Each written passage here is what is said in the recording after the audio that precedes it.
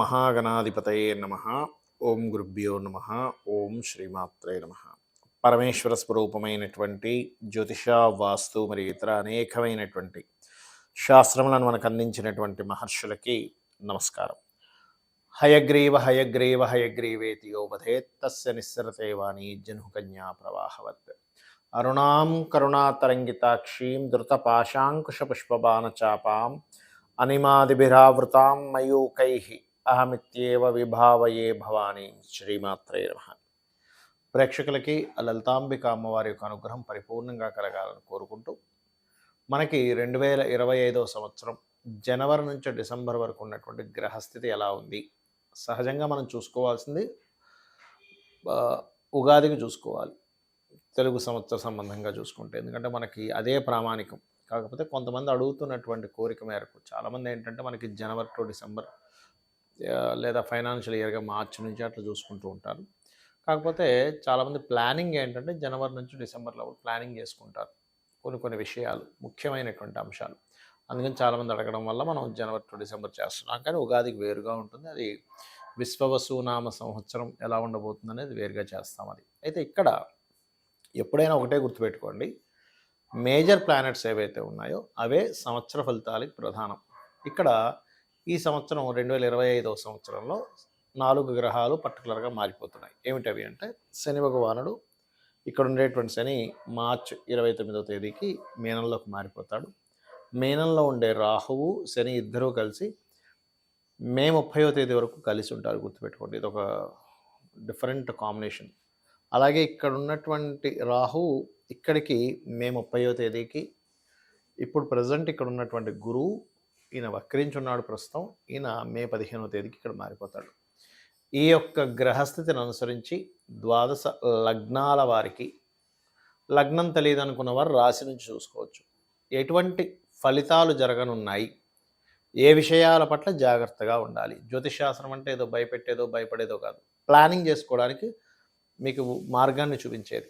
కాబట్టి ఈ యొక్క ఫలితాలు చెప్తుంది నేనప్పటికీ కూడా చెప్పిస్తుంది సాక్షాత్ లలిత అమ్మవారిగా భావిస్తూ ఒక్కొక్క లగ్నం గురించి మనం తెలుసుకుందాం.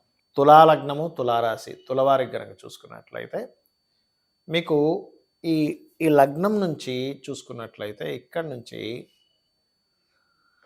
శని భగవానుడు పంచమంలో ఉన్నాడు. ఇప్పుడు ప్రస్తుతం మార్చి 29వ తేదీకి 6లోకి వెళ్తున్నాడు. ఇంతకాలము కొన్ని నిర్ణయాలు ఏవైతే తీసుకున్నారో ఆ నిర్ణయాలకు సంబంధించినటువంటి విషయంలో ఇక్కడ నుంచి కొంచెం మార్పులు జరుగుతాయి. మే 15వ తేదీ నుంచి, మార్చి 29వ తేదీ నుంచి. ఎందుకంటే ఈ మార్చి 29వ తేదీ వరకు శని భగవానుడు ఇక్కడ ఉంటాడు. ఎప్పుడైతే 6లోకి వెళ్తాడో మీరు ఎఫర్ట్ ఏదైతే పెడతారో ఆ ఎఫర్ట్కి తగ్గ ఫలితం మీకు రానుంది తులవారికి. ఓకే, ఎప్పటి నుంచి? మార్చి 29వ తేదీ నుంచి. అలాగే రాహు మాత్రం పంచమంలోకి వస్తాడు. రాహువు శని కలిసి 2 నెలలు అక్కడ ఉంటారు, మార్చి 29వ తేదీ నుంచి మే 30 వరకు. మే 30 తర్వాత నుంచి రాహు పంచమంలోకి వచ్చినప్పుడు కొన్ని ఊహలు, సినిమా ఫీల్డ్ వాళ్ళకి బాగుంటుంది తుల. ఎందుకంటే రాహు సహజంగానే ఛాయాగ్రహం అంటూ ఉంటారు, ఛాయాగ్రహమే. అదేవిధంగా ఛాయ చెప్పాలంటే, అదేవిధంగా ఎప్పుడైతే మే 15కి ఆయన అక్కడ ఉంటాడో ఇట్స్ వెరీ క్లియర్, అతను ఇచ్చేటువంటి రిజల్ట్ కొన్ని ఇమాజినేషన్, క్రియేటివిటీ, యానిమేషన్ వాళ్ళకి చాలా బాగుంటుంది. కాకపోతే సంతానం కోసం ప్రయత్నం చేసే వాళ్ళకి కొన్ని ఆటంకాలు ఏర్పడతాయి రాహు పంచమంలో ఉన్నప్పుడు. ఎప్పటి నుంచి? మే 30వ తేదీ నుంచి ఒక సంవత్సరంన్నర పాటు. అలాగే తులవారికి ఎప్పుడైతే ఈ గురువు మే 15 వరకు ఇక్కడ ఉన్నాడో అక్కడ ఇచ్చేటువంటి రిజల్ట్ ఏంటంటే కొంచెం లోన్స్ యొక్క స్ట్రెస్ ఎక్కువగా ఉంటుంది. ఎందుకంటే 6వ అధిపతి 8లో వచ్చినందుకు. కాకపోతే అది ఒక రకమైన విపరీత రాజయోగం కూడా చెప్పాలంటే. అంటే కొన్ని విషయాలు సునాయాసంగా కూడా మీకు అవుతాయి కూడా. కాకపోతే ఎప్పుడైతే మీకు ఈ యొక్క 9వ స్థానంలో గురువు వెళ్తాడో తులాలగ్నం వారికి గురువులతో శత్రుత్వాలు ఏర్పడతాయి, గుర్తుపెట్టుకోండి. లేదా ఎవరికైనా అప్పు ఇవ్వడం ద్వారా మంచి గైడింగ్ చేసేటువంటి వ్యక్తులతోనే మీకు మిస్గైడ్ అవుద్ది. అంటే ఎలాగా? మీరు వాళ్ళని అప్పిచ్చి ఇబ్బంది పెడుతున్నారనో, లేకపోతే అప్పు ఇవ్వమని ఇబ్బంది పెడుతున్నారనో, లేకపోతే గురువులతో శత్రుత్వాలు ఏర్పడే సమయం నడుస్తుంది, గుర్తుపెట్టుకోండి. సహజంగా గురువు శుభగ్రహమే, అందులో ఎటువంటి డౌట్ లేదు. కానీ ఆ లగ్నానికి శుభుడా పాప అనే దాన్ని బట్టే ఉంటుంది, గుర్తుపెట్టుకోండి ఎప్పుడు కూడా. కాబట్టి గురువులతో మీరు కమ్యూనికేట్ చేసేటప్పుడు కాస్త జాగ్రత్తగా ఉండండి, ఇది ముఖ్యంగా గుర్తుపెట్టుకోండి. ఇక అదేవిధంగా చూసుకున్నట్లయితే ఈ యొక్క వారికి ఈ కేతు లాభంలోకి వెళ్తున్నాడు. ఎప్పుడైతే లాభంలోకి వెళ్తాడో రాజకీయ లబ్ధి, మెడికల్ రంగాల్లో ఉండేటువంటి వారికి, ఫార్మా రంగాల్లో ఉండేటువంటి వారికి, కెమికల్ ఫ్యాక్టరీస్ నడిపేటువంటి వారికి, గవర్నమెంట్ కాంట్రాక్ట్స్ చేసేటువంటి వారికి మంచి లాభంగా ఉంటుంది తులవారికి. ఇక మీరు చేయవలసినటువంటి దేవతారాధన దుర్గా ఆరాధన, కాళికాదేవి యొక్క ఆరాధన చేయండి, అన్ని విధాలు బాగుంటుంది. దేశకాల సంబంధంగా కలిగేటువంటివి ఎటువంటివి ఉంటాయి సర్వసాధారణంగా ఈ యొక్క గ్రహాలు మారినప్పుడు అంటే, మనము గత వీడియోలో చెప్పుకున్నాం ఒక 1.5 ఇయర్ బ్యాకే. ఏంటంటే శని ఒక్కొక్క రాసుల్లో ఉన్నప్పుడు ఒక్కొక్క రెవల్యూషన్ తీసుకొస్తాడు, బిజినెస్ పరంగా చాలా మార్పులు తీసుకొస్తాడు అని.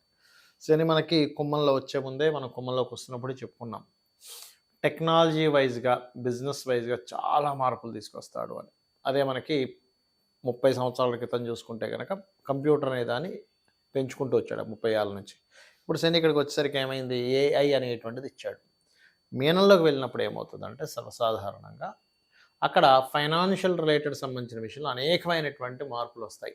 ఫైనాన్స్ వాడే విధానంలో కొన్ని కట్టడులు, కొన్ని ధర్మ సంబంధం కొన్ని కట్టడులు ఏర్పడతాయి ఒకటి. రెండవది ఏంటంటే ప్రతి ఒక్కరూ కూడా ఉపాసన చేయవలసిన పరిస్థితి వస్తుంది. అంటే ఏదైనా ఒక దీక్షలాగా కానివ్వండి, ప్రతి ఒక్కరు కూడా ఒక అనుష్ఠానం తీసుకోవాల్సిన పరిస్థితి ఉంది. ఎందుకంటే ఇక్కడ నుంచి శని ఇక్కడ నుంచి మీనంలోకి మేషంలోకి వెళ్ళినప్పుడు మనం గతంలో చెప్పుకున్నాము సార్ ఏంటంటే, మేష శని సంచరించేటప్పుడు 6.5 సంవత్సరాలు దాదాపుగా మీరు గమనించండి. ఇక్కడ ఏఐ ఎప్పుడైతే వస్తుందో మనకి సొసైటీలో కూడా చాలా మార్పులు వస్తున్నాయి. ఎవరికి వారు సొంతంగా ఏదైనా చేసుకోవాల్సిన పరిస్థితి రాబోతుంది అని మనం 1.5 ఇయర్ బ్యాక్ ప్రిడిక్ట్ చేసాం.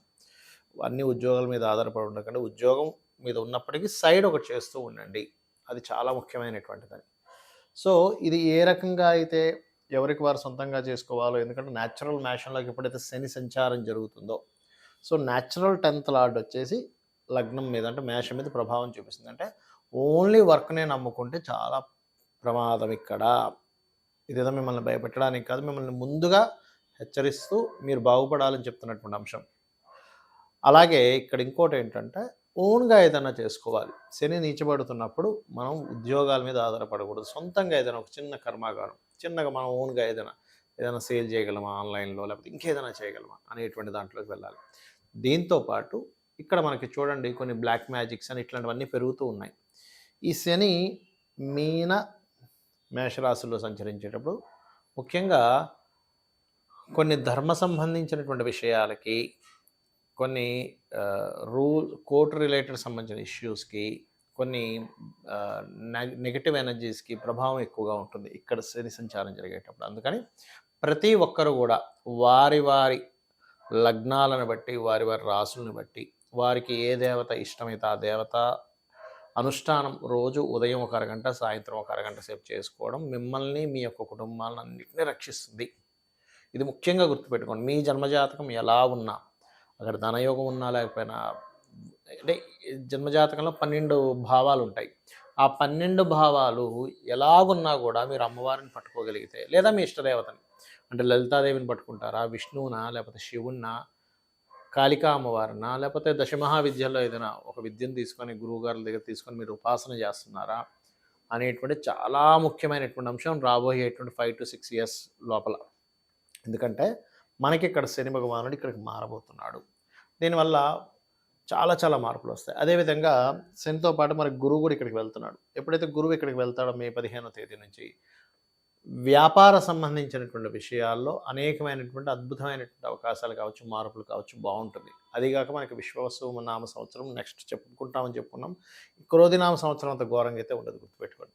అలాగే కేతు ఎప్పుడైతే ఇక్కడికి వస్తున్నాడో రవి రాసుల్లోకి వస్తున్నాడో, రవి అధిపతి అవుతాడు నెక్స్ట్. కాబట్టి ఏంటి, కేతువు అక్కడికి వచ్చినందుకు ఆ 1.5 ఇయర్లో చాలా పెద్ద పెద్ద వాళ్ళు, అంటే మే 30వ తేదీ నుంచి ఒక 1.5 ఇయర్లో దేశాన్ని పాలించేటువంటి చాలా పెద్ద పెద్ద వాళ్ళకి కీర్తి రావడం జరుగుతుంది, మార్పులు జరుగుతాయి. ఇది ఇచ్చేటువంటి రిజల్ట్ ఇది. అలాగే ఈ రాహు ఇక్కడికి వస్తున్నందుకు కొన్ని చూడండి, ఒక్కోసారి మనం అంటుంటాం ఏమంటే కొన్ని నిధులు దొరికాయి, నిగూఢమైనటువంటి విషయాలు బయటపడ్డాయి. నిగూఢమైనటువంటి విషయాలు బయటపడేలా చేస్తారు రాహు ఇక్కడికి వస్తున్నది. అంటే ఏమిటి, గోచారంలో తిరిగేటువంటి గ్రహాలు ఈ ఫలితాలు ఇస్తాయి. అలాగే నేను అందరికీ చెప్పేది ఒకటే, ఫైనల్‌గా మీ గ్రహస్థితి ఎలా ఉన్నా ఒకటే గుర్తుపెట్టుకోండి. అమ్మవారిని నమ్ముకొని, భగవంతుడిని నమ్ముకొని, ధర్మంగా మీ పని మీరు చేసుకుంటూ వెళ్ళిపోండి. ఈ ప్రతీది కూడా అమ్మవారికి సమర్పిస్తూ చేయండి. ప్రతీది కూడా. రిజల్ట్ 100కి 200% పర్ఫెక్ట్‌గా మీకు ఏది మంచిదో అది జరుగుతుంది గుర్తుపెట్టుకోండి. ఎప్పుడు కూడా భగవంతుడిని కోరుకునేటప్పుడు నాకేది మంచో అది చెయ్యి స్వామి లేదా తల్లి కోరుకున్నట్లయితే ఖచ్చితంగా మంచి జరుగుతుంది. ఇక్కడ ఒకటేంటంటే మెయిన్‌గా ఈ మీన, మేషరాశుల్లో సంచరించేటప్పుడు వీలైనంత మట్టుకు కాలభైరవుడిని గానీ, లేదా కాళికా అమ్మవారిని గానీ ఎవరైతే ఎక్కువగా స్మరిస్తారో మీ ఇష్టదైవాన్ని కూడా స్మరించుకోవచ్చు. దానికేం ప్రాబ్లమ్ లేదు.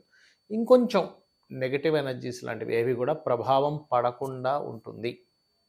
ఇది గుర్తుపెట్టుకోండి. శ్రీమాత్రే నమః.